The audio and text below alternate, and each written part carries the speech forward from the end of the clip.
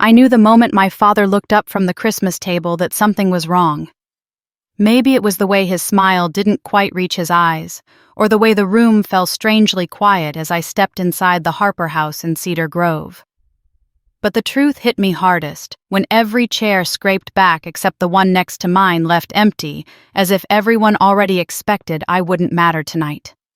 And then my mother's voice sliced through the hum of holiday chatter like a blade dipped in ice. "You're the most useless child we have." The room froze. Forks hovered midair. Daniel stared. Emily lowered her eyes. I didn't cry. I didn't shout. Instead, I reached into my bag, wrapped my fingers around the phone that held years of silent sacrifice, and thought if they want to see useless, I'll show them exactly what they built. But that moment, the night everything cracked open, wasn't born at that table. It started decades earlier, long before Christmas lights flickered against frosted windows, long before I had words for what it meant to be unseen. I grew up in a modest Cape Cod home tucked behind cedar trees on Maple Ridge Road, the type of neighborhood where neighbors waved from porches and wind chimes sang through summer nights. But inside our house, the melody was different. My brother Daniel was the sun, and everything revolved around him, his soccer games, his science projects, his endless stream of praise. My sister Emily, 3 years younger than me, was the star, always charming, always adored, the one who could do no wrong. And then there was me, Rachel, the quiet one, the reliable one, the invisible one. I still remember the first time I understood my place in our family. I was 10, standing in our living room during a small gathering after Daniel won a middle school science fair. Mom brought out a homemade chocolate cake decorated with thick icing letters spelling out "Our brilliant boy." The room buzzed with pride as neighbors congratulated her. I stood nearby holding my own English essay, a paper I'd gotten an A+ on with my teacher's neat handwriting at the top. "Exceptional work, Rachel." I waited for someone to ask what I was holding. No one did. Mom swept past me, beaming as she placed another slice on Daniel's plate. "He's always been the star of this family," she told Aunt Marjorie with a laugh. Then she nodded toward Emily playing piano in the corner. "And our sweet girl will follow right behind him." Her eyes never landed on me. It was as though I wasn't even standing there. In that moment, something small and fragile inside me bent. By the time I reached middle school, the double standard had rooted itself so deeply into daily life that it felt natural. Daniel accidentally broke the porch railing one morning, and Dad chuckled, "Boys will be boys." A week later, I knocked over a glass of iced tea in the kitchen, and Mom's tone sharpened like she'd tasted something bitter. "Rachel, can't you be more careful?" she scolded in front of visiting relatives. "You need to pay attention." Their sympathetic glances stung more than her words. Pity felt like another reminder that I didn't meet the family standard. Years passed, and being overlooked became the quiet hum of my childhood. But there was one person who saw me, our elderly neighbor, Mrs. Mildred Thompson. She had soft eyes, a warm voice, and a way of looking at me like I wasn't made of air. When I was 16, she found me sitting outside after another tense dinner, my hands trembling slightly from trying not to cry. She sat beside me on the porch steps, wrapped in her knitted shawl. "Some children get applause," she said softly. "Some get silence. But silence shapes strong women, Rachel." I didn't believe her then, but I held on to the words anyway, grasping them like a lifeline I didn't understand yet. She reached into her coat pocket and gently placed a worn fountain pen in my hand. "You'll write your own life with this someday. Mark my words." I didn't know it then, but she was planting the seed of something I would only grow into years later: resilience. High school made the cracks in our family even clearer. Emily, dreamy and dramatic, landed the school play's lead role and received a brand new phone the next morning as a reward. Meanwhile, when I saved every dollar from my part-time job at the grocery store to buy a scientific calculator, Mom sighed and said, "Rachel, your brother already had one last year. You should have asked." But asking felt wrong. Asking felt like drawing attention I wasn't allowed to claim. Mom loved to display Daniel's trophies and Emily's ribbons on the mantel. None of my certificates ever made it past my bedroom door. Still, I worked, studied, pushed myself quietly. The library became my second home, the only place where achievements felt like they belonged to me alone. I learned to shrink without being told. I learned to nod when praised, to stay small when ignored, and to never expect anything from anyone. It was easier that way. By the time graduation rolled around, I wasn't surprised that Emily's college tour earned a family dinner, while my acceptance letter to the University of Maryland earned only a sigh. Communications. Really, Mom said over the sink. Rachel, that's not a real career. Why can't you be more like Daniel? I hung up the phone that night after telling her my final decision and cried silently into my pillow. The next morning, I went to orientation anyway. I told myself I would outrun Cedar Grove, outrun being overlooked, outrun the feeling of being less. But standing in my parents' dining room all these years later, moments before the insult that would shift the course of my life, I didn't realize that some wounds don't stay buried. They wait, they linger, and they rise at the exact moment you're finally ready to face them. And I was finally ready. I was 12 the first time I understood there were rules for Daniel and Emily, and then there were rules for me. It happened on a warm September afternoon when the cedar trees behind our house still hummed with cicadas. Daniel had been roughhousing with a friend in the yard when his foot slammed into the porch railing. The wood split clean in two with a loud crack sending splinters across the steps. Dad came out of the garage, took one look at the damage, and shook his head with a laugh. "Boys will be boys," he said, clapping Daniel on the shoulder as if breaking part of the house was just another rite of passage. I stood there in my school uniform backpack slung over one shoulder, watching the scene unfold with a sinking feeling I didn't yet know how to name. A week later, I knocked over a glass of iced tea while reaching for the salt at dinner. The glass hit the table and rolled, spilling in a golden wave toward Mom's lap. She jerked her chair back, her voice sharp enough to cut through the quiet clatter of silverware. "Rachel, for heaven's sake, can't you pay attention?" Her glare silenced the table. Daniel smirked. Emily giggled behind her napkin. I muttered an apology and grabbed a towel, cheeks burning. Dad didn't say a word. It became clearer with time. When Emily was 13 and landed the lead role in her school play, Mom surprised her with a brand new phone the next morning. Emily squealed and twirled in the kitchen, her curls bouncing like she'd won a major award. I congratulated her, smiling, even as something tight coiled in my stomach. 2 days later, I showed Mom the scientific calculator I had purchased with weeks of grocery store paychecks. I needed it for algebra, I explained. Mom didn't ask about the job. She didn't ask if I needed help. She just frowned and said, "Rachel, your brother had one last year. You should have asked instead of wasting your own money." As if working hard and buying something for myself was a mistake. Mom's voice always softened when she spoke to Daniel or Emily. With me, it sharpened like a knife being honed. "Be careful, Rachel. Pay attention, Rachel. Why can't you be more like?" I heard her tone in my sleep sometimes, the sound of a verdict handed down without evidence.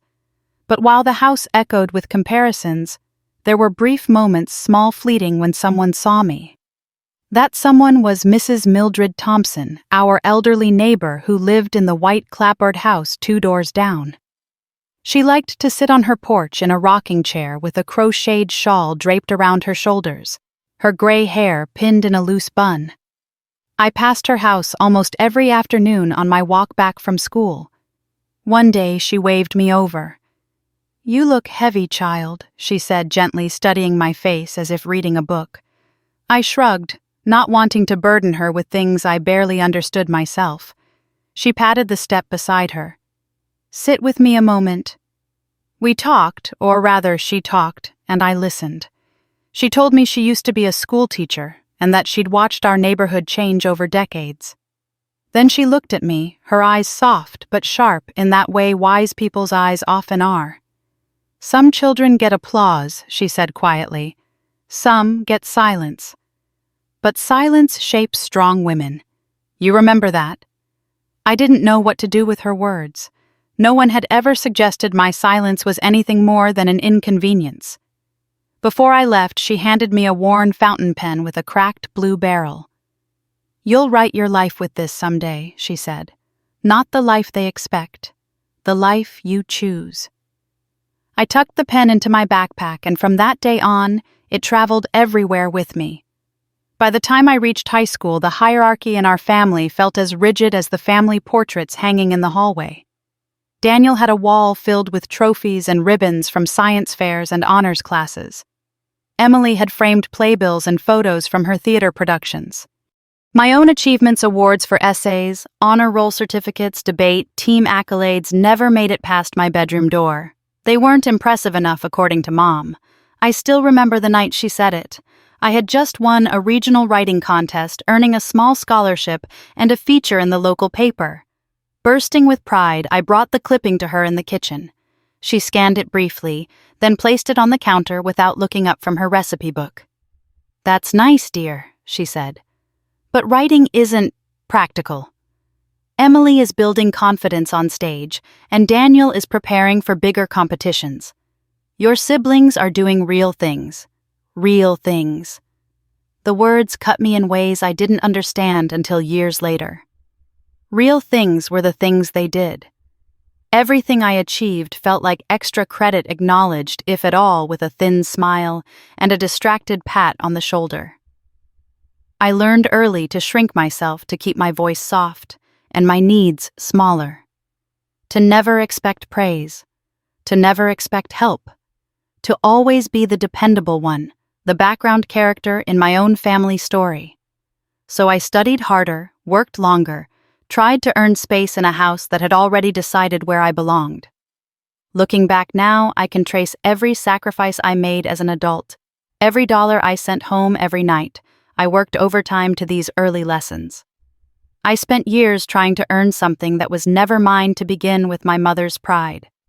But the girl who sat quietly on Mrs. Thompson's porch all those years ago didn't understand something important. Silence does shape you. It doesn't weaken you. It prepares you. And by the time Christmas rolled around, I had been preparing for a very long time. I left Cedar Grove for the University of Maryland with a single suitcase, 2 scholarships, and a determination I didn't yet know was survival. Move-in day should have been exciting, students laughing, parents unloading cars, the air buzzing with beginnings, but I kept glancing behind me, hoping to see my mother's familiar red sweater. She had promised to help me settle in. But when Dad pulled up in our slightly rusted SUV, her side of the car was empty.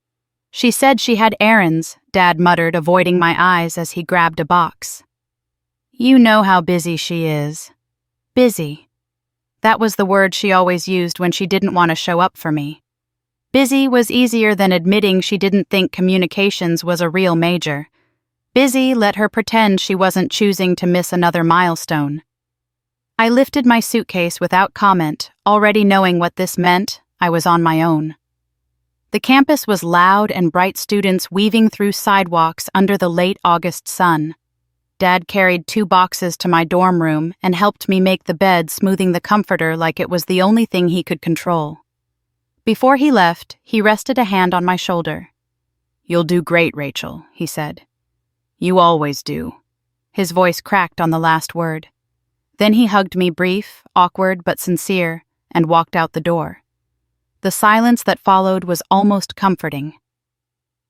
Over the next months, I learned quickly that independence meant more than choosing classes or balancing a meal plan. It meant learning to breathe without waiting for someone else's approval. It meant discovering that my world could expand even when the one I'd come from stayed small. I fell in love with my communications classes. The first time Professor Hall talked about the power of storytelling, how narratives shape perception, how marketing could change the way people viewed the world. I felt something inside me click. Words mattered, ideas mattered, and for the first time I mattered within them. But whenever I shared my excitement with Mom over the phone, the line always went quiet for a few seconds before she responded. Marketing is just making posters, isn't it, she would say. Emily is learning things that can actually help her future. Why not consider something more serious? Her voice came through the phone line like a reminder I couldn't escape.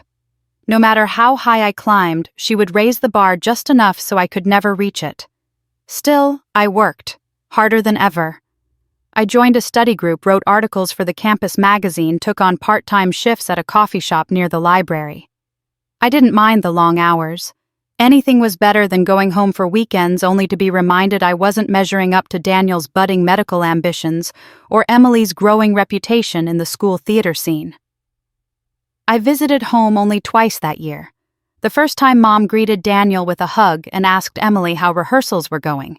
When she noticed me standing in the doorway, she gave a polite smile and said, "Oh, you made it." The second visit over Thanksgiving was even worse. At the dinner table, relatives asked Daniel about advanced science courses and Emily about her upcoming performance.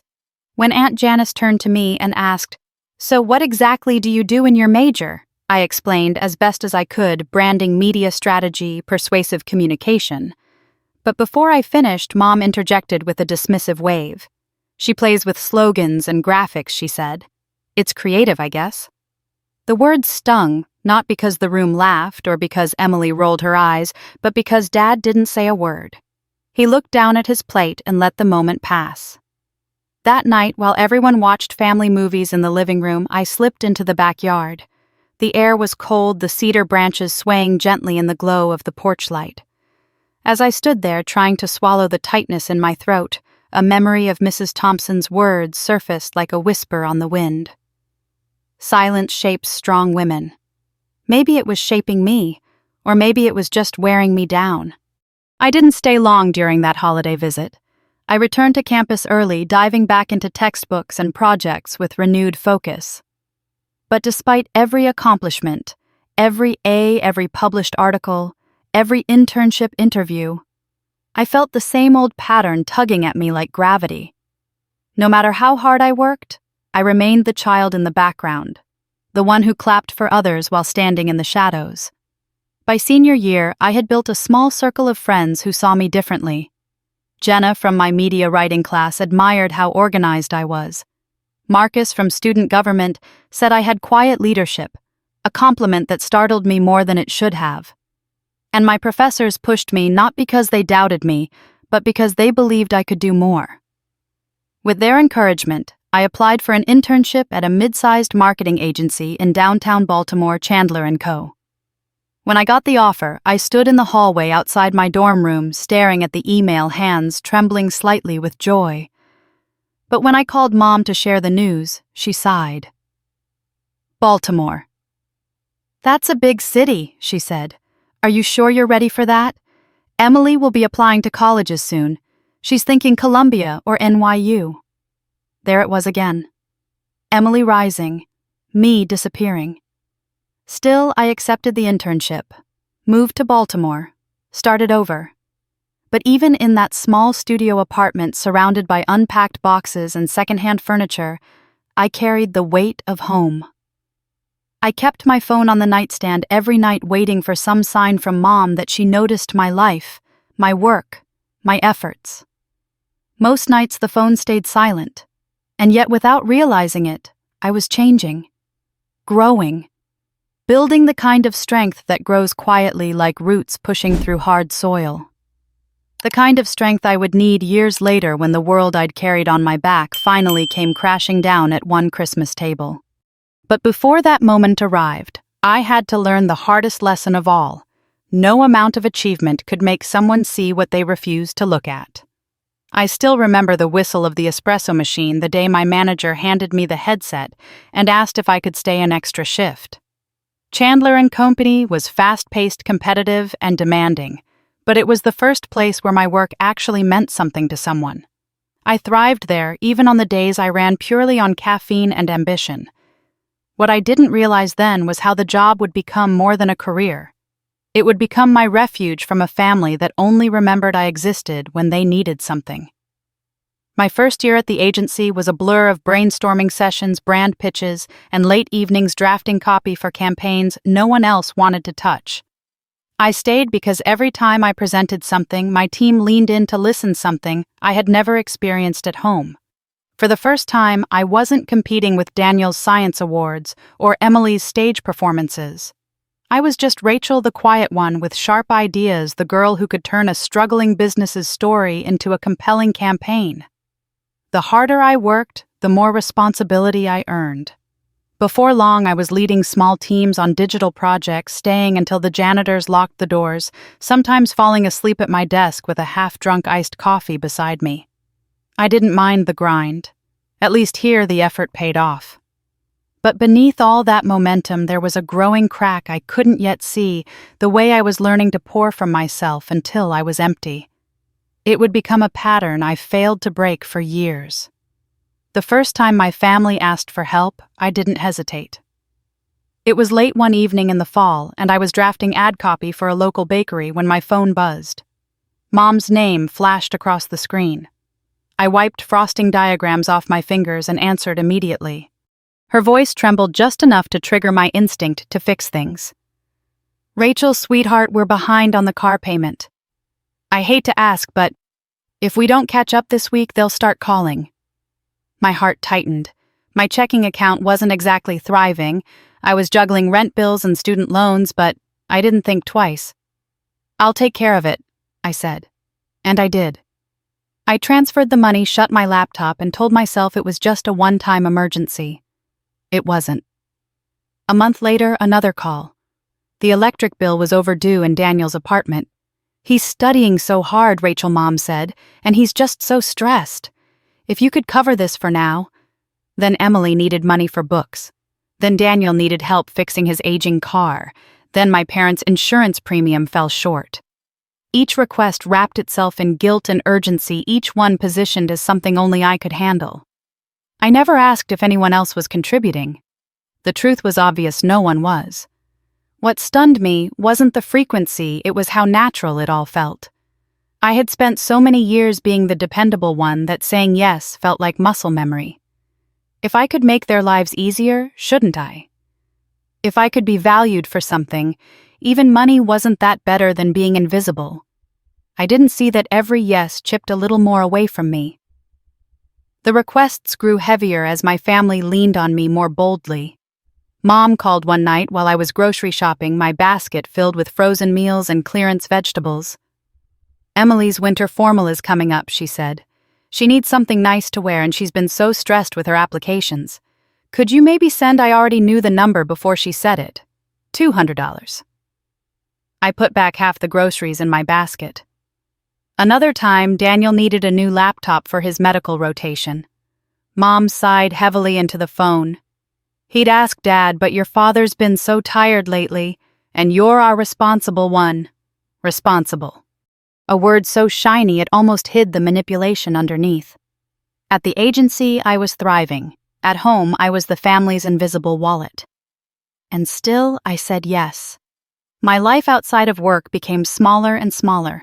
I declined invitations to join coworkers for dinner. I skipped every weekend trip. I told friends I was saving for a big goal, though the goal wasn't mine at all. One Friday evening, I stayed late at the office finishing a pitch deck. My coworker Jenna tapped my shoulder. "You look exhausted," she said gently. "Is someone asking too much of you?" The question hit me harder than she intended. I opened my mouth, but nothing came out. How could I explain the constant drain without sounding dramatic or ungrateful? That night, as I walked home through the busy Baltimore streets, my chest felt tight with something that wasn't quite anger or sadness. It was depletion. The feeling you get when you give away so much of yourself, there's nothing left to hold on to.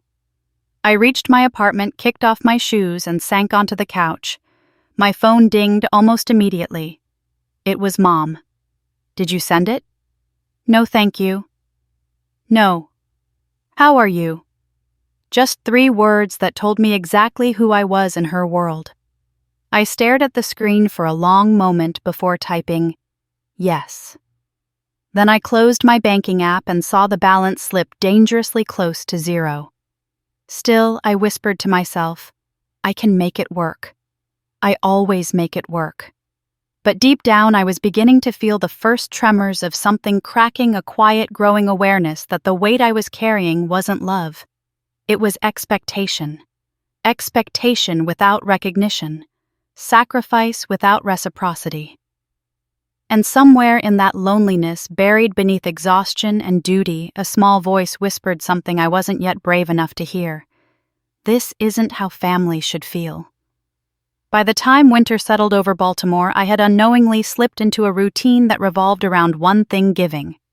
Giving time, giving energy, giving money I didn't have. My days blurred together: early mornings, answering emails, long shifts at the agency, late-night freelance projects squeezed in between reheated meals and cold laundry cycles. And every 15th of the month, without fail, I opened my banking app and sent money home before paying anything of my own. It wasn't a conscious decision. It was practiced, conditioned, automatic. Like a reflex I'd been trained into since childhood. Some nights, after hours of designing online ads for small businesses barely keeping their doors open, I would stare at the final product and feel a jolt of pride. I was good at this. People trusted me. Clients praised me. But the moment my phone buzzed with another message from home, all that confidence drained like water down a cracked drain. "Sweetheart, we're short again on the car payment. Rachel, can you help cover Daniel's loan interest? Just this once, Emily's wardrobe for her internship is expensive. She needs to look the part, just until things settle down. You understand?" It always sounded like temporary help. It never was. At first, I believed the crisis would end, that things would stabilize, that my family would eventually stand on their own. But instead, the requests escalated. What began as car payments and overdue utilities became new tires for Daniel's car, a surprise medical copay, a quick boost for Emily's rent deposit in New York. And every time I transferred the money, Mom ended with the same line: "Thank God one of my children can handle things." I didn't realize she said it to make me feel responsible. I only heard it as praise, the closest thing to it that I ever got. My own world slowly shrank as theirs expanded on my dollar. I stopped going out after work. Coworkers invited me to trivia nights, rooftop bars, weekend brunches. I always declined with some excuse about a project or deadlines. The truth was that I couldn't afford a $12 cocktail or a $20 brunch when I was covering bills for 3 other adults. When Jenna planned a girls' trip to Asheville, I almost said yes until Mom called that night, voice dripping with worry. "Emily's power is at risk of being shut off. You know how dangerous that is for her living alone." I sent the payment immediately. The next morning, I declined the Asheville invitation. On the rare nights I went out, I ordered water, pretending I wasn't hungry, pretending I enjoyed saving money. But I wasn't saving anything. I was bleeding myself dry for people who didn't even know I was hurting. The worst part was that none of them asked how I was doing. Not once. One evening, while I was cleaning up the apartment, dumping empty ramen cups into the trash, calculating whether I could stretch my groceries for another week, I opened a drawer looking for tape and found a stack of letters I had forgotten about. Invitations to marketing workshops, conferences, advanced seminars, opportunities I had put off year after year because money always had somewhere else to go. I sat on the floor holding the thickest envelope among them, a creative marketing retreat in Chicago. The registration was almost exactly what I had given Emily the week before. I ran my thumb along the edge of the paper until it bent. I could almost see a parallel version of my life where I had gone to these conferences, expanded my career, invested in myself. Instead, I folded the letter into the drawer labeled, "Someday." By the time Michael visited Baltimore again, I had grown used to living small, speaking, softly hiding the cracks. But he noticed things others never did. He noticed how I paused before ordering a $4 latte.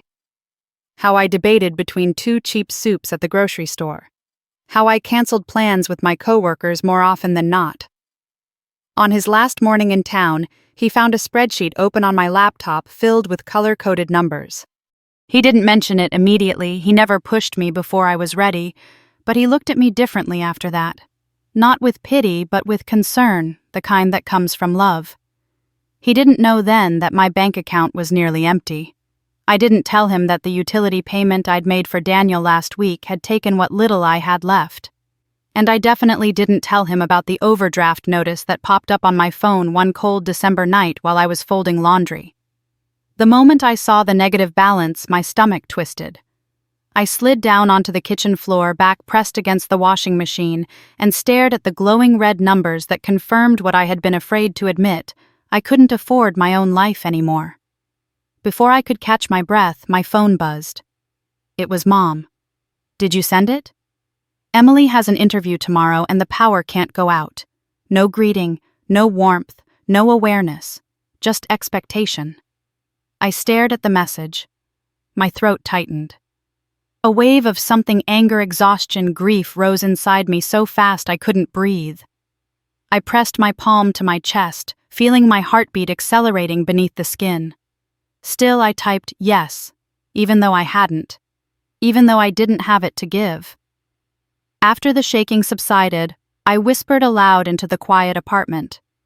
If I disappeared tomorrow, would they only notice because the money stopped? The question startled me. Not because it was dark, but because it felt honest. Real. It felt like the beginning of a truth I had never dared to face. I didn't know it that night, sitting on the cold tile floor with an overdraft notice blinking on my screen. But something inside me had shifted. A crack had opened. A boundary had begun to form. And soon, sooner than I could imagine, that crack would split open completely at the one dinner table where I had spent my entire life trying to earn a place. Michael greeted me at the Portland airport with a bouquet of orange dahlias, my favorite, though I had only mentioned them once in passing. He held them awkwardly, a little sheepish, his smile cracking wide when he saw me. I felt something soften inside my chest, something I didn't know was still capable of softening. As he wrapped his arms around me, the familiar exhaustion I carried slipped just slightly, like someone loosening a knot I had lived with for years. The air outside was cool and crisp, scented with pine rain, and something that felt like possibility. Portland felt different from Baltimore, different from Cedar Grove, lighter, wider, a place where no one knew me as the background character in my own family. As we drove through the fur-lined roads toward his apartment, I watched golden leaves fall across the windshield like confetti. It felt like the universe celebrating something I hadn't yet named. We spent the first 2 days wandering. Tiny bookstores, rooftop coffee shops, quiet neighborhood paths where autumn leaves crunched under our boots. We talked about everything: the books we loved, the dreams we hadn't admitted to anyone else, the parts of our lives that shaped us. Michael listened in a way no one ever had. When I spoke, he didn't interrupt or redirect the conversation back to himself. He asked questions. He cared about the answers. On the second night, we were having dinner at a small cafe near the river when he reached across the table and touched my hand. "You apologize before you ask anything," he said gently. "Do you know that I looked down at my fingers curled around my water glass?" "Do I?" "Yeah," he said softly. "Someone taught you to shrink." I swallowed hard. No one had ever said that out loud. Not to me. Not for me. On Saturday morning, Michael suggested a hike to Mirror Lake. He told me it was one of his favorite places growing up, and I could hear excitement lacing his voice. I agreed, pretending not to notice how nervous he seemed, checking his backpack twice, touching the pocket of his jacket like he was making sure something important was still there. The trail stretched upward through tall pines, the air clean and cold enough to wake the deepest parts of me. My legs burned, and at one point I laughed breathlessly. "Are you trying to kill me?" Michael grinned and offered me his hand. "No," he said. "Just showing you something worth seeing." We reached the overlook just as the sun broke through the clouds. Mirror Lake spread out below us like a sheet of glass, perfectly reflecting the snow-capped peak of Mount Hood. I had never seen anything so still or so breathtaking. My breath caught, but not because of the view. Michael was quiet, too quiet. His hand trembled slightly when he reached into his jacket. "Rachel?" He said, his voice unsteady in a way I had never heard before. I turned toward him and time seemed to pause. The wind quieted. The world narrowed to the sight of him pulling out a small velvet box. "You carry so much alone," he said, the words catching in his throat. "You give without expecting anything back. You work harder than anyone I know, and you never see how remarkable you are." My heartbeat thudded in my ears. "I want to spend my life reminding you," he said. "I want to build something with you, something where you're not the one holding everything up by yourself." He opened the box. The diamond wasn't large or flashy, it didn't need to be. It caught the sunlight in a clean, simple spark, beautiful in its honesty. My hand flew to my mouth as tears blurred the mountains around us. "Yes," I whispered before he even asked. "Yes, Michael." He laughed a soft, relieved sound and slipped the ring onto my shaking hand. It fit like it had always belonged there. Then he pulled me into his arms and the wind wrapped around us, cold and bright and full of beginnings. That night at the small lakeside inn where we stayed, I sat on the edge of the bed staring at the ring. The lamplight made it glow softly. I traced the delicate band with my fingertip, overwhelmed by the feeling settling inside me. Someone saw me. Not the version of me that worked until midnight. Not the version who emptied her bank account to hold a family together. Not the background daughter. Me. When Michael came out of the bathroom, he found me wiping tears from my cheeks. He knelt in front of me, resting his forehead against my knees. "Hey," he whispered. "You okay?" "Yes," I said, laughing through the tears. "I'm good, really good." He kissed my hands. "I want us to tell your family in person. When you're ready."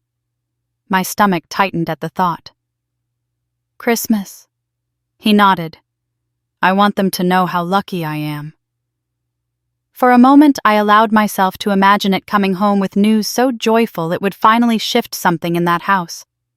Maybe this time I thought they'll celebrate with me. Maybe this time they'll see me.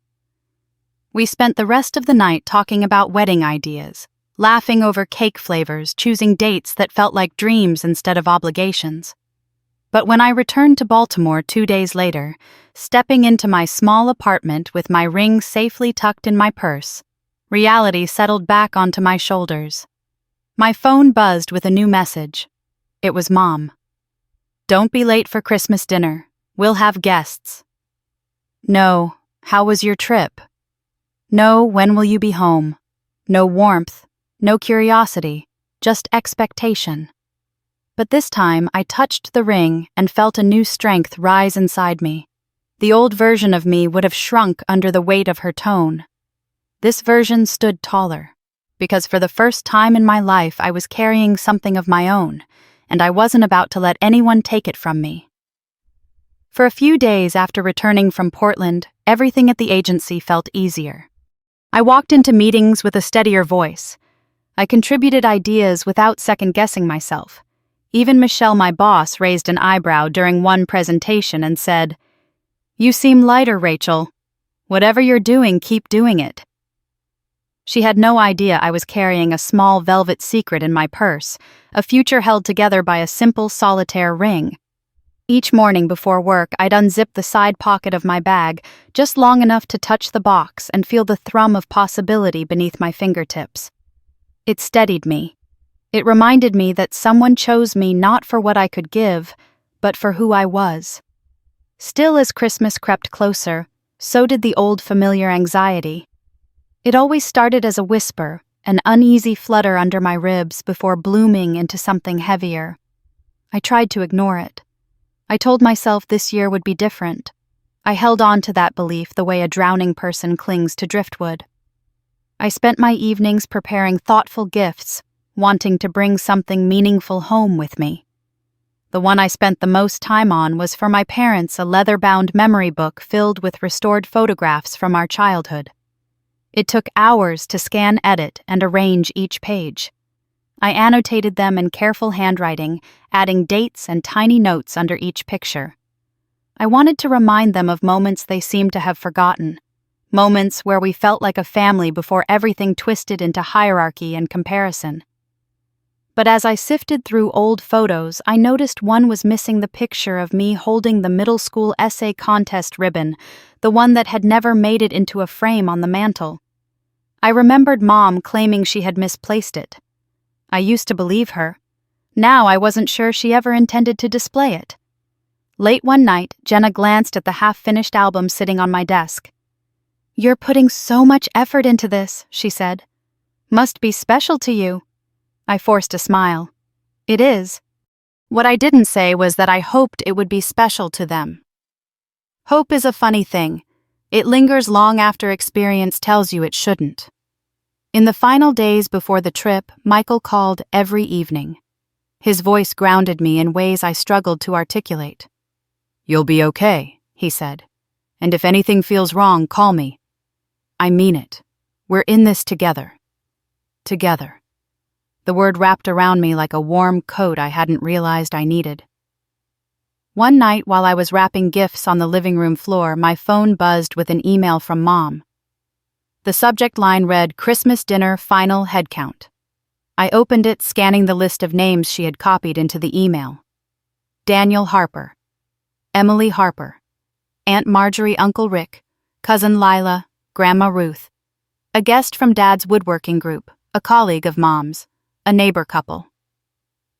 My name wasn't on the list. I read it twice, then a third time. I checked the email header again to make sure it was the right thread. It was. Mom hadn't forgotten to include me. She had excluded me. My hands shook, wrapping paper sliding off my lap. I stared at the glowing screen while the distant hum of holiday traffic drifted through my window. For a long moment, I didn't move. I didn't breathe. I just sat there, absorbing the familiar sting of being erased. I texted Daniel, trying to keep my tone neutral. "Hey, did Mom forget to add me to the dinner list?" His reply came quickly. "She said you were fine celebrating in Baltimore." As if I didn't exist. As if I wasn't part of the family. As if my being there was optional. I didn't respond right away. Instead, I looked at the memory book on my table, the hours of work that suddenly felt foolish. Then I stood up, walked to my purse, and pulled out the ring box. I held it tightly, whispering, "Not this time. You don't get to push me out again." I decided I would go whether she wanted me there or not. I had spent years shrinking to fit into the space she allowed me. This time I would take my own seat at the table. The next day, during grocery shopping, I stopped at a small convenience store to pick up wrapping supplies. An older cashier with silver hair noticed the leather-bound book in my hands. "That's a beautiful gift," she said kindly. I smiled faintly. "I hope so." She tilted her head, studying me in that wise, grandmotherly way. "Gifts from the heart don't always land the way we hope, sweetheart. But they mean something anyway." Her words felt like a small tremor in my chest. As I paid for my items, my phone buzzed again. A new text from Mom. "Don't be late. No greeting, no warmth, no recognition. Just another command." Driving north the day before Christmas Eve, I gripped the steering wheel tightly. Snow dusted the highway. Holiday music played on low volume. My mind swirled with hope and dread in equal measure. Every few miles I reached for the ring box in my bag just to reassure myself it was still there. At a red light, I opened it. The diamond caught the winter sunlight, scattering tiny reflections across the dashboard. "Please," I murmured to no one. "Please don't ruin this for me." By the time I pulled into my parents' driveway, cars were already parked along the curb. Daniel's silver sedan, Emily's new hatchback, a neighbor's SUV.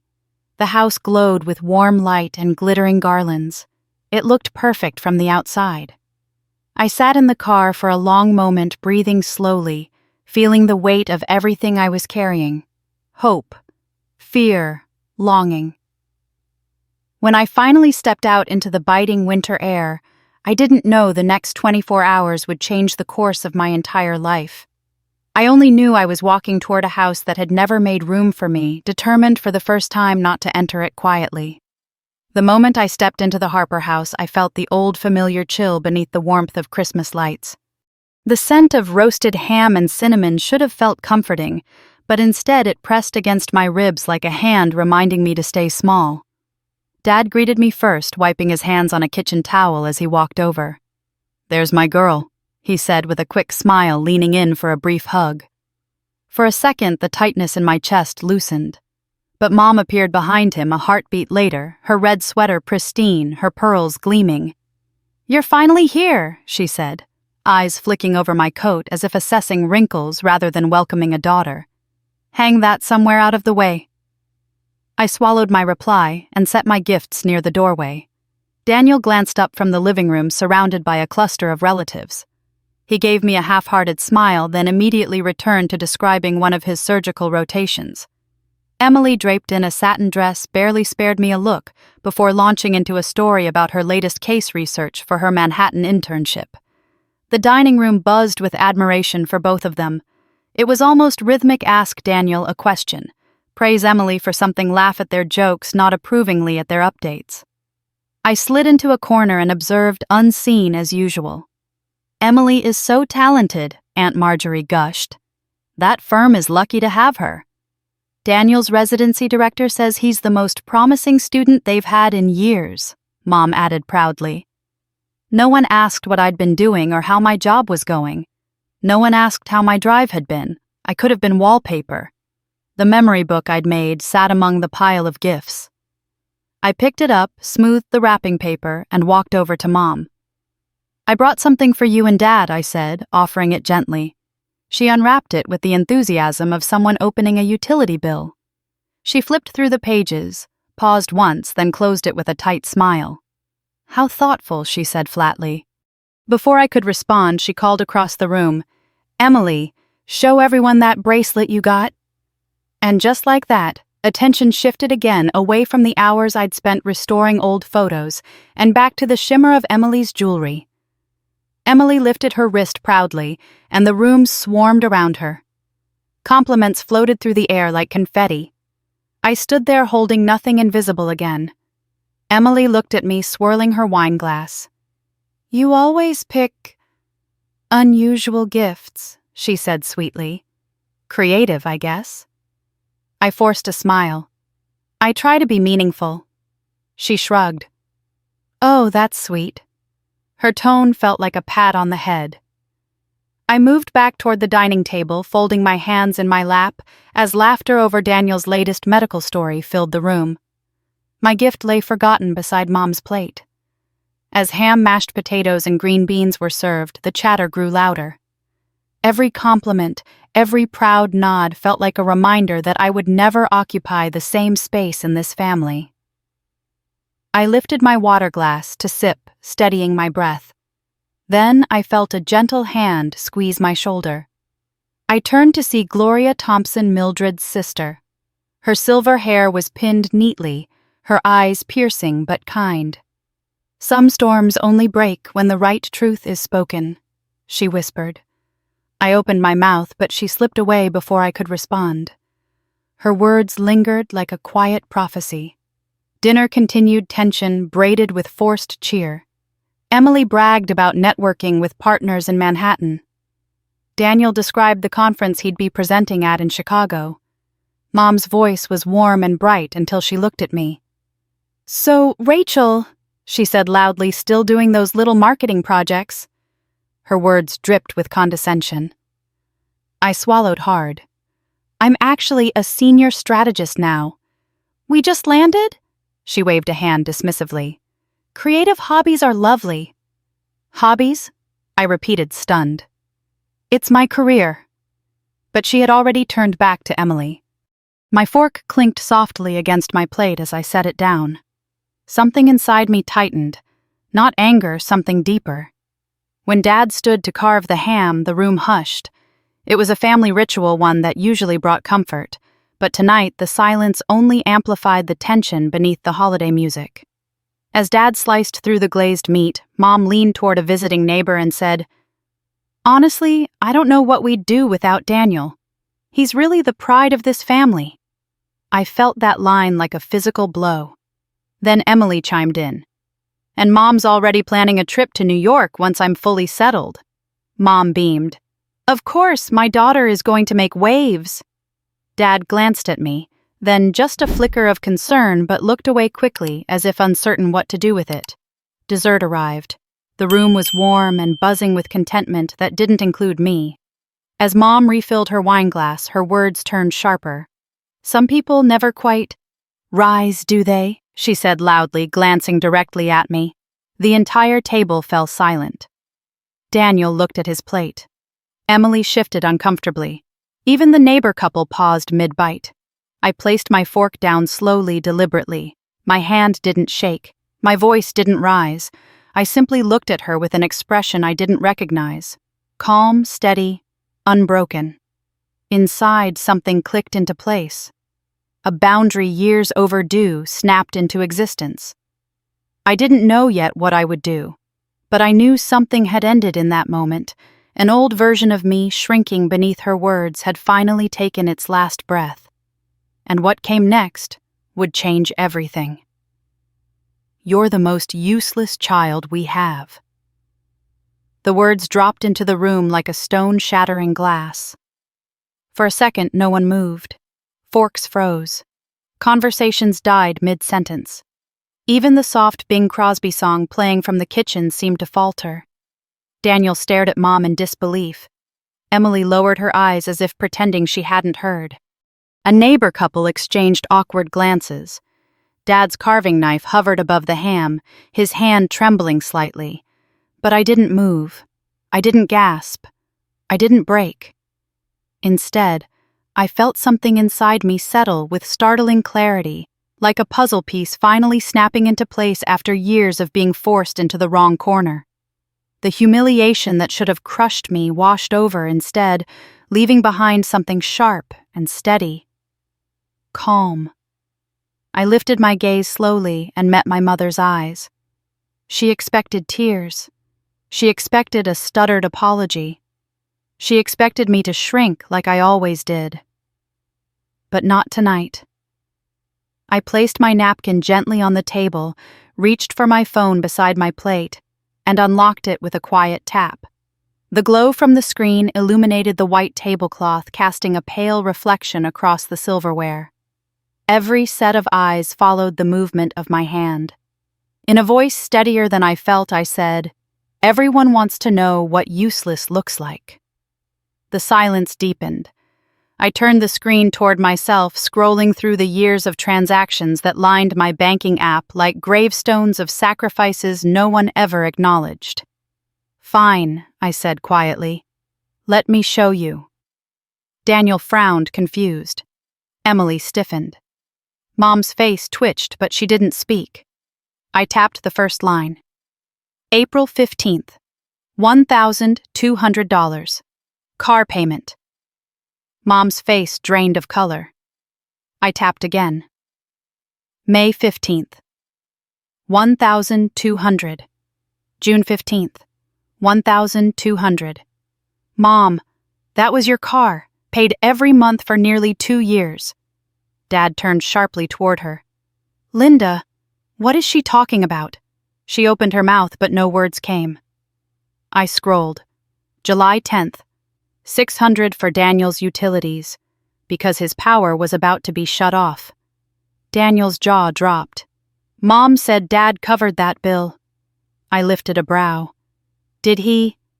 Dad shook his head, looking betrayed. I continued. And this one September 8th. 6,000.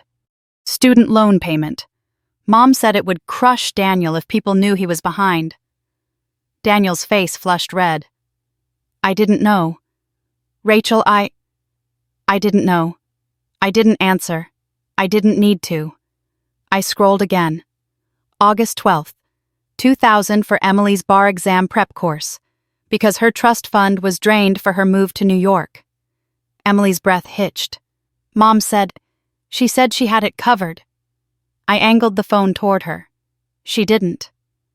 Emily looked down at her lap, fingers shaking around her wine glass. Around us, relatives whispered shock rippling like an icy wind.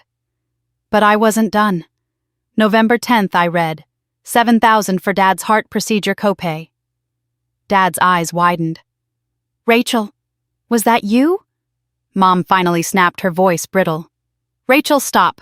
This is private family business. You're making a scene. I turned my phone so the entire table could see the rows of numbers. You made a scene, Mother, I said softly, when you called me useless in front of everyone. Dad slammed his palm on the table so hard the plates rattled. Linda. Did she pay all this? Mom's lips trembled. We needed help. She always seemed stable. And you never told me, Dad finished, voice breaking. I took a calm breath, scrolling one last time. And then... the cabin. Emily sucked in a sharp breath. Dad looked horrified.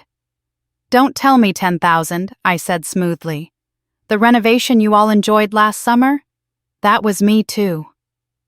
A heavy weighted silence fell over the table like a stunned fog. Aunt Marjorie whispered, My God, Uncle Rick muttered. All this time, Mom's face collapsed into panic. You didn't have to do this. Rachel, she said weakly. Families help each other. Families don't drain one member dry, I said. Families don't hide the truth. Families don't watch one person bleed themselves empty and call them useless. Her mouth opened, then closed again. I placed the phone flat on the table, the numbers glowing like undeniable accusations. For years, I said quietly, I held this family together. Not Daniel, not Emily, not you. Me. Daniel rubbed his face with both hands, guilt etched deeply. Emily wiped tears silently. Dad stared at Mom as if seeing her clearly for the first time in decades. Mom whispered, Rachel, you should have said something. I let out a breath I'd been holding for years. I did, I said. Every time I transferred money, every time I worked overtime, every time I went without so all of you could have more. I told you the truth in the only way I knew how, and you never listened. No one dared breathe. I stood slowly smoothing the front of my dress. My hands didn't shake anymore. I looked at Mom one last time, letting the truth settle between us like ash. From now on, I said, the bank of Rachel is closed. Every head at the table snapped toward me. I picked up my purse, slid my phone inside, and stepped back from the table. Dad whispered, Rachel, wait. But I was done waiting. I walked toward the front door, the sound of stunned silence following behind me like a shadow. At the threshold, I paused just long enough to say the final words that would change everything. I'm done being invisible. Then I opened the door, stepped into the cold night air, and let it close behind me with a click that sounded a lot like freedom. The door had barely clicked shut behind me when the chaos erupted inside. Voices rose, sharp, frantic, cracking like fireworks. Through the frosted window, I could see silhouettes moving, hands gesturing wildly, heads turning in disbelief. For a moment, I stood in the cold driveway, breath forming white clouds in the air, heart pounding with a mix of fear and release. Then I turned away, walking into the night as my family imploded behind me. Inside, Dad's voice thundered so loudly it carried through the closed door. Linda, what on earth have you done? I didn't stay to hear her answer. Mom had always been skilled at avoiding accountability. She'd twist the truth into something palatable before anyone noticed. But this time she couldn't outrun the evidence glowing on my phone. As I reached my car, my phone buzzed once, then again, then relentlessly. I didn't look. I slid behind the wheel, gripping the steering wheel with trembling hands. Somewhere deep inside, I felt a flicker of grief for what had just collapsed, but it was quickly swallowed by a strange, liberating calm. The family finally had to face the truth. I started the engine and drove away. Meanwhile, inside the house, the fallout hit like an earthquake. Daniel was the first to break the silence. Mom, did Rachel really pay my loans? My utilities? You told me Dad helped. Mom's voice faltered. I didn't want you distracted. You needed to focus on residency. So you let her drown. He snapped louder than I'd ever heard him. You let my sister struggle so I could have a new laptop. Emily spoke next, her voice barely a whisper. She paid for my bar prep, didn't she? Mom turned toward her youngest, reaching out as if to soothe. Emily, you needed that course to get ahead. I didn't want you worrying about money. Emily recoiled. I would have figured it out. You didn't have to use her like that. Aunt Marjorie chimed in from the end of the table, her voice cold. Linda, are you hearing yourself? You let Rachel shoulder everything, and then you called her useless. Mom's face went pale. You don't understand. She always said yes. She wanted to help. She didn't have a choice, Gloria Thompson said firmly. Not after years of you teaching her she owed you everything. Dad sank into a chair, rubbing his temples, voice breaking. You hid all this from me. You let her carry my medical bills, my surgery. Linda, how could you? Mom looked around frantically, searching for support, but every face was tight with anger or shame. Even the neighbors looked like they wanted to disappear.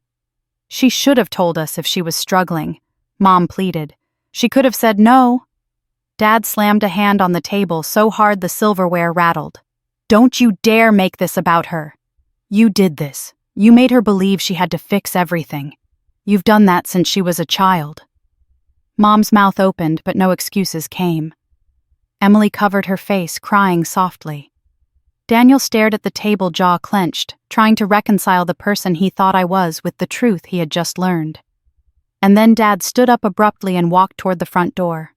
He stepped outside and looked down the driveway, scanning the dark street. His breath formed a ghostly cloud as he whispered into the night, Rachel. He called my phone. It rang inside my purse, sitting on the passenger seat as I drove. He left a voicemail. Rachel, I'm so sorry. I didn't know. I should have protected you. I should have stopped this years ago. His voice cracked. I failed you, sweetheart. Please, call me. Back inside, Mom collapsed into a chair, shaking. For the first time in years, she had no words big enough to hide behind. Emily sat beside her, hesitant, torn between loyalty and shame. Mom, she whispered, she's been helping us for years, and we didn't even say thank you. Daniel rubbed his forehead, staring at the memory book I had made. It lay open on the table pages, glowing under the warm dining room lights. There was a picture of me at 10 years old, holding up the missing essay ribbon, the one Mom never displayed. How could we have missed all of this? He murmured. Gloria answered for him. Because you were looking at the spotlight, not the shadows. A crackling silence settled over the room, suffocating and heavy. The family, once so proud and polished, now looked like a shattered portrait pieces scattered across the table, reflecting truths they couldn't ignore anymore. Dad returned inside. We're fixing this, he said. I'm scheduling a financial advisor. And Linda, things are going to change. This family needs to face what we allowed. All of us. Mom nodded numbly. The fight drained out of her. Daniel whispered, Rachel deserves better than what we gave her. Emily agreed softly. She deserved a family. The room fell silent as everyone absorbed the weight of that truth. They didn't know that miles away I was driving down the dark highway, tears slipping quietly down my cheeks, not from pain, but from relief. The truth was finally out. The invisible weight I had carried for years was no longer mine alone. For the first time, the family had to carry it too. And deep inside, something new took root, a small growing certainty that I would never be that version of myself again. The one who stayed silent. The one who paid for belonging. The one who let others define her worth. I woke the next morning to a muted hush inside my apartment, the kind of stillness that made my breathing sound loud. For a few seconds, I didn't move. I lay there, staring at the ceiling, replaying everything that had happened the night before.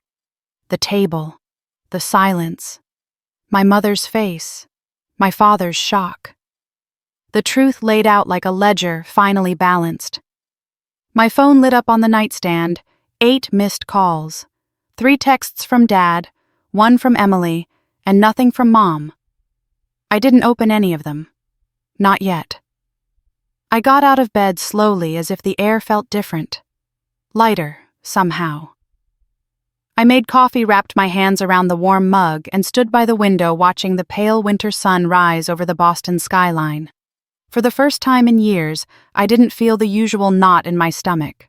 No dread, no guilt, no mental math trying to figure out how much I could spare for someone else's emergency. Just quiet. By noon, I finally worked up the courage to listen to one voicemail, the one from Dad. "Rachel, I'm sorry. I'm so sorry. We're going to fix this. I promise you. Call me when you can." The sincerity in his voice pulled at something soft inside me. I saved the voicemail and set the phone down. That afternoon, I met Alex at a small cafe near my apartment. He had flown in early after hearing my voice crack on the phone the night before. He wrapped me in a warm hug the moment he saw me.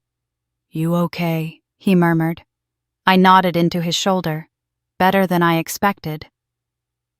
We sat by the window, steam rising from our cups. I told him everything the moment Mom said the words, the silence that followed the pull of the truth inside me, the look in everyone's eyes when I showed them the transfers. Alex listened without interruption, his eyes soft but burning with protective anger. "You've been carrying this for too long," he said. "I'm glad you finally let it go." He took my hand across the table, his thumb brushing my knuckles. "You did something incredibly brave." I exhaled slowly. Brave didn't feel like the right word. Necessary did. Over the next few days, the messages from my family shifted tone. Emily texted, "I'm sorry. I didn't know. I should have asked more about your life instead of assuming." And later, Daniel wrote, "I owe you more thanks than I can ever say. I don't know how to make it right yet, but I'm going to try." Dad called again and again, leaving gentler, quieter apologies each time. I didn't respond right away. I needed room to breathe, to let the anger drain without leaving new scars. But then came a message I hadn't expected. "Mom." It started cold. "You made things unnecessarily dramatic. Then shifted, 'I didn't expect you to embarrass me like that.' And finally changed into something so unfamiliar I had to reread it 3 times. 'I want to talk. I may not have understood how much you were actually doing. Call me when you're ready.' I put the phone down and stared at it for a long time. I wasn't ready. Instead, I poured my energy into work. January rolled in with freezing winds outside the office windows, but inside I felt sharper than ever. I presented a major campaign pitch to a tech company standing tall in my navy suit. When I finished, one executive nodded slowly and said, "This is bold. We need this." 2 weeks later, they signed. My boss, Michelle, stopped me in the hallway. "You've always been good," she said. "But lately, you're unstoppable." Her words warmed me like sunlight through a frosted window. I realized then that for the first time in my career, I wasn't working to prove something to my mother. I was working because I was good at what I did, because I loved the strategy, the storytelling, the creativity. Outside of work, Alex became my anchor. He flew in twice that month, helping me navigate the emotional aftermath. He didn't tell me to call them or forgive them. He didn't push. He simply offered steady presence, warm hands, soft whispers, daily reminders of my worth. By late January, Dad called with news. "Your mother and I are meeting with a financial counselor," he said. "We need help untangling everything. You were right to step back. We never should have leaned on you like that." His voice was calmer now, resigned but hopeful. I listened silently. "We want you to come to one session," he added. "Not to fix anything, just so we can hear everything clearly together." Against my expectations, I agreed. I arrived at the counselor's office, a modest building with frosted windows and a wooden sign out front on a cold Tuesday afternoon. The air inside smelled faintly of coffee and old books. Dad stood when I walked in, his eyes full of remorse. Mom sat stiffly beside him, her hands clutched around a tissue. The counselor, Mr. Cole, greeted us politely and gestured for us to sit. He opened a folder filled with printed spreadsheets and cleared his throat. Based on the records, he said this household has been relying heavily on outside financial support, primarily from your daughter. Mom flinched. He continued, "This has created not only imbalance but emotional strain. It is important we acknowledge the extent of this dependency." Mom looked down at her hands. Dad nodded slowly. Mr. Cole laid out the figures: every car payment, medical bill, loan transfer. When he finished, he said firmly, "This is not sustainable, and it is not fair." Silence pressed against the room. Then, softly breaking like a fragile thread, Mom spoke. "I didn't realize how much it was," she whispered. I thought she could handle it." I met her eyes for the first time. "I handled it because you never gave me space to say no," I said. Mom swallowed hard, tears gathering. "I'm sorry, Rachel. I didn't cry. I didn't break. I didn't forgive on command." But I nodded. It was a start. When I stepped back outside, snow crunching beneath my boots, I felt something uncoil inside me, a release, a small breath of peace. Not because everything was fixed, but because for the first time, I wasn't carrying the weight alone. Spring arrived gently in Boston, soft rains tapping against the windows and early blossoms coloring the streets outside our new house. Alex and I had closed on it in late March, a 2-story colonial just outside the city, with white shutters, creaking wooden floors, and a maple tree that cast dappled light across the living room in the afternoons. The first night we slept there, surrounded by half-opened boxes and takeout containers, I remember thinking, "This is the first home I've ever lived in that feels like mine." We spent the next weeks painting rooms, assembling furniture, and building small rituals: morning coffee on the porch, late-night pizza in the kitchen. Saturday trips to thrift stores, looking for old frames to turn into something new.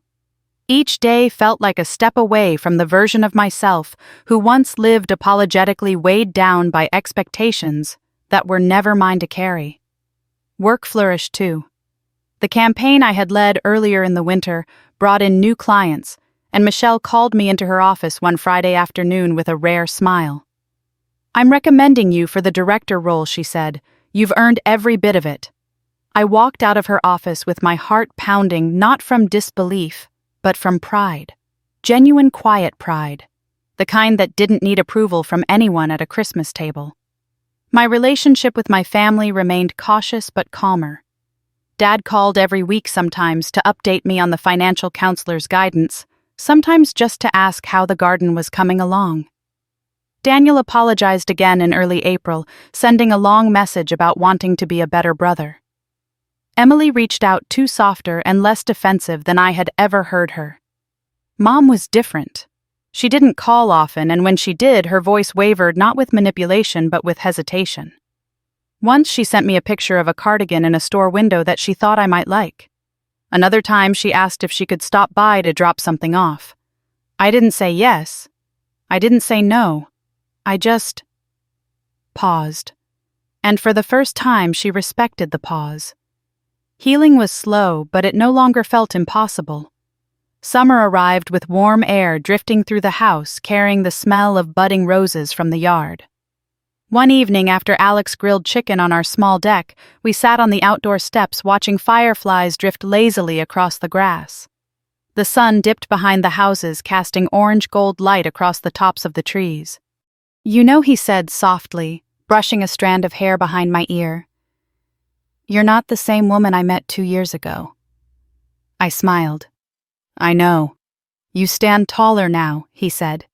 "You say no without apologizing.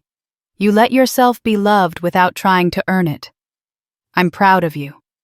His voice carried something steady, something that felt like home.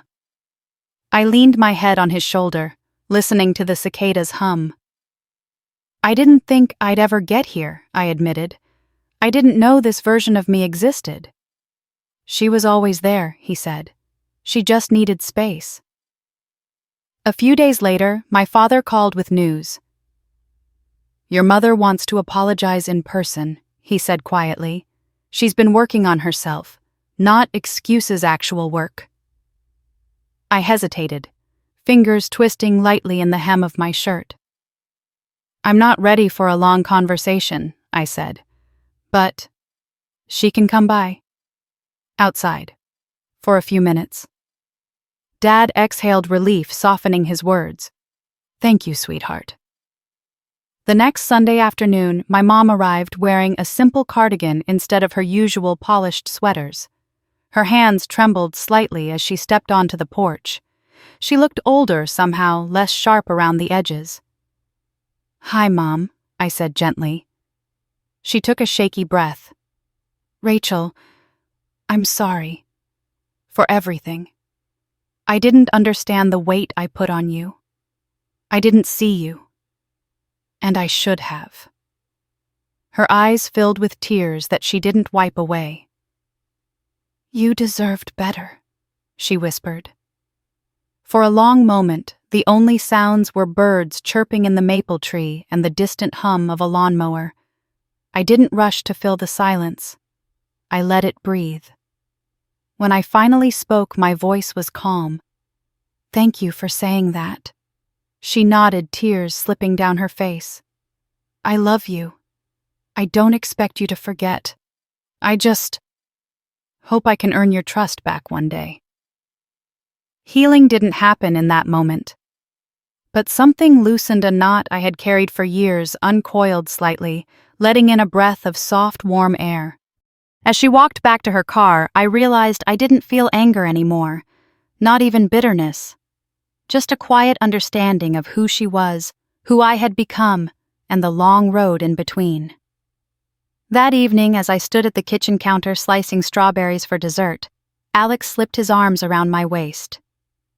You okay? He asked. I'm more than okay, I answered. I'm free. Later, we sat on the couch, the windows open to let in the gentle summer breeze. The house felt full not just of furniture and memories, but of possibility, of peace, of a life finally lived on my own terms. And as I looked around at the home we had built, one rooted in respect, honesty, and love, I realized something important. My worth had never depended on the people who refused to see it. It had been mine all along. If my story made you feel seen or reminded you of your own strength, I'd love to hear from you. Tell me where you're watching from. Leave a comment. Share your thoughts. And if you want more stories about resilience, family, and finding your voice, make sure to like the video and subscribe. There's more to come, and I'd be honored to have you with me.